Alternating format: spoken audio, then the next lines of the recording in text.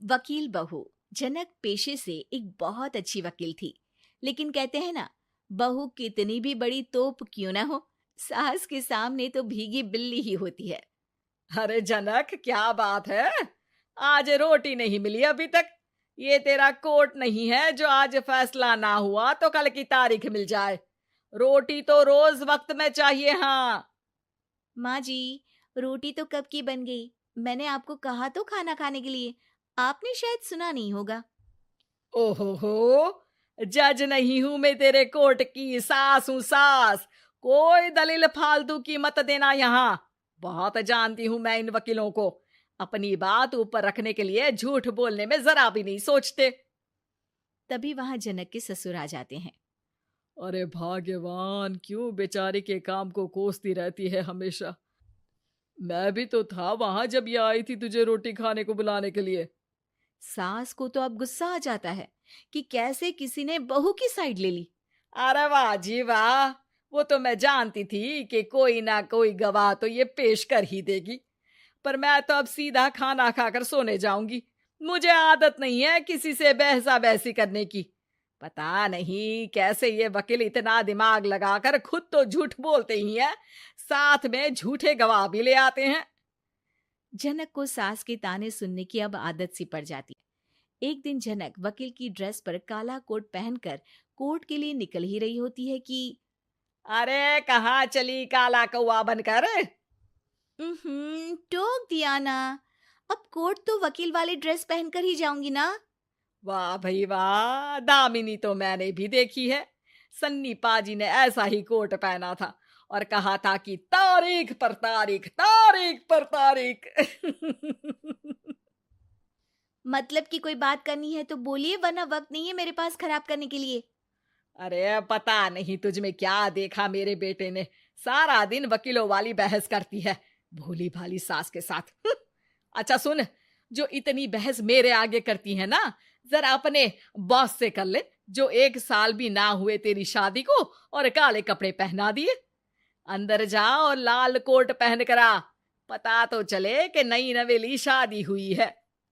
अरे माँ जी, कोर्ट में मेरा बॉस क्या करेगा? ये तो पूरे देश की ड्रेस है वकीलों के लिए। लेकिन सास तो ठहरी सास। अच्छा, तो कोई जरूरत नहीं है 2-4 साल कोर्ट जाने की। शादी थोड़ी पुरानी हो जाए तब इजाजत दे दूंगी मैं तुझे काले कपड़े पहनने की। अब क्या था, मन मारकर जनक को लाल रंग का कोट पहनकर कोर्ट जाना पड़ता है। उसके जाने के बाद आहा, बड़ी आई पूरे देश की ड्रेस की बात करने वाली। अरे पहना दिया ना लाल कोट। अब सास आए दिन या तो जनक को उसके काम का ताना देती, या फिर उसका काम छुड़वा देने की धमकी। तंग आकर एक दिन जनक पति से कहती है, मैं सोच रही हूँ कि कोर्ट जाना बंद ही कर दूं। अरे क्यों यार, इतना अच्छा करियर है, क्यों छोड़ने की सोच रही हो? अरे लाल रंग का कोट पहनकर जाना पड़ता है।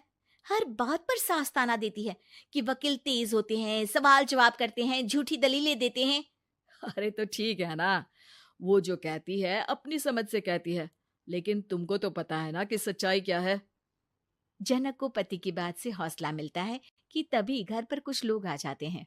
अरे आइए आइए पंच साहब, कैसे आना हुआ? अरे भाई साहब, सुना है कि आपकी बहू वकील है। तभी वहां सास आ जाती है। हाँ है तो, लेकिन क्या हुआ, फिर कहीं बहस कराई क्या? अरे हम तो खुद दुखी है उसके व्यवहार से। अरे भाभी जी, आपको तो पूरा मोहल्ला जानता है कि आप कितना बोलती है। फिर हम यहाँ बहू रानी की कोई शिकायत नहीं, बल्कि अपनी परेशानी लेकर आए हैं। ससुर जी खुश हो जाते हैं। हाँ हाँ, मैं भी बहू को बुलाता हूँ। जनक वहां आती है, सबको नमस्ते करके बैठ जाती है। बहू रानी, हमारे गांव में बड़ी मुसीबत आ गई है। अब तो पूरे गांव की जिम्मेदारी मानो तुम्हारे कंधों पर है। अरे ना ना, इससे तो घर की जिम्मेदारी पूरी नहीं होती, ये गांव की जिम्मेदारी क्या लेगी? भाभी जी, आप चुप हो जाओ। यहाँ पढ़े लिखे लोगों की बात हो रही है। आप जाओ, जरा रसोई से सबके लिए चाय लेकर आओ। मैं कॉफी लूंगी। हाँ हाँ, वकील साहिबा के लिए कॉफी। सास सर पैर सब पटक कर वहां से निकल जाती है। बहू, गांव में पानी नहीं आ रहा है, पड़ोसी राज्य ने हमारा पानी रोक रखा है। इसका मामला तो बड़े कोर्ट में चलेगा पंच जी, लेकिन ऐसा क्यों? वो राज्य हम लोगों से पानी के पैसे मांग रहा है। अब आधे गांव में पानी की सप्लाई खत्म हो गई है बहुरानी। अच्छा पंच साहब, बात गांव की है तो मैं जरूर केस लड़ूंगी। यहाँ एक बार फिर सास की एंट्री हो जाती है। अरे वाह जी वाह, ये काम करवा लो, आप हमारी बहू से बहुत अच्छा करती है। मैं हूं सीधी सादी सास। इस लड़की ने कैसे लड़ लड़ कर मुझे साइड कर रखा है, ये तो अब आपको पता चल ही जाएगा। अरे भाभी जी, आपकी आवाज तो पूरे गांव को सुनाई पड़ती है जब आप बहू रानी को सुंदर वचन सुना रही होती हैं। अरे वकील बहू मिली है, फक्र करो फक्र। हाँ जी हाँ, सारी फकर तो हम लोग ही करें। खैर, अब जो केस लड़ेगी और पानी गांव में आ जाता है तो पंच साहब लिख कर देना होगा कि हैंड पाइप में सबसे पहले मेरी बाल्टी और घड़ा भरेगा।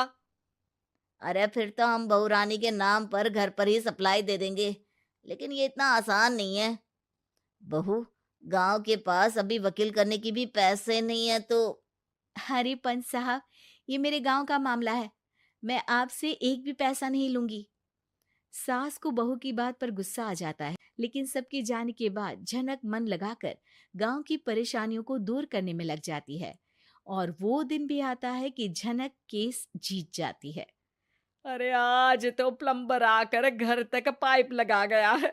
खुश हो जाओ, मेरे कारण तुम लोगों को घर के अंदर ही पानी मिल जाएगा।